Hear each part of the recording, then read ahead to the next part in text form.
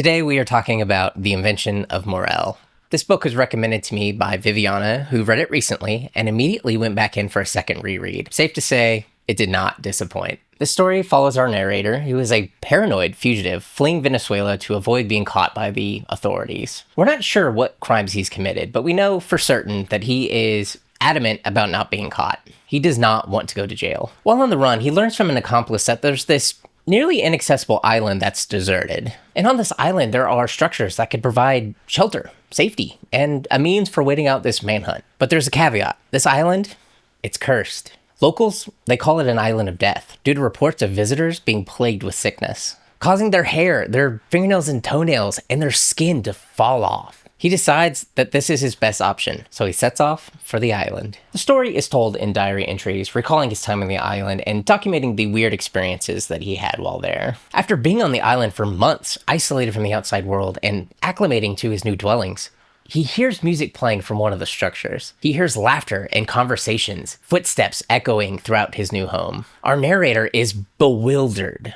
How could this large group of people just show up out of nowhere without him noticing? Terrified of being seen, he flees to the south, which is a marsh, to lay low and kind of ascertain the situation at hand. While spying on the new inhabitants of the island, he spots one woman in particular.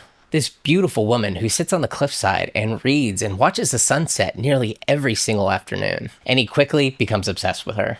With the novel being only 100 pages, it's a little worrying how slow the story feels at the start. But once the mystery is revealed and the layers of suspense and curiosity are stripped away, you're left face to face with a fantastical revelation. What starts as an excessive commentary on unrequited love and parasocial relationships, it quickly evolves into something much deeper than the external perception of others. It explores the spectacle of cinema and the visual stimuli that we experience and how it feels more sublime, which also strengthens the argument that literature can do all of that and so much more. It highlights the cyclical patterns of nature and man and how beautiful and tragic and ultimately pathetic it can be. This is a profoundly strange book. Without spoiling anything, it's hard to really dive further into the themes because I don't want to spoil that for you. It's such a wild journey. And with it being only 100 pages, you can knock it out in an afternoon. But honestly, this feels like one of those books that would justify me making a YouTube channel just to do a full-length review on a book and talk about spoilers and the themes within it.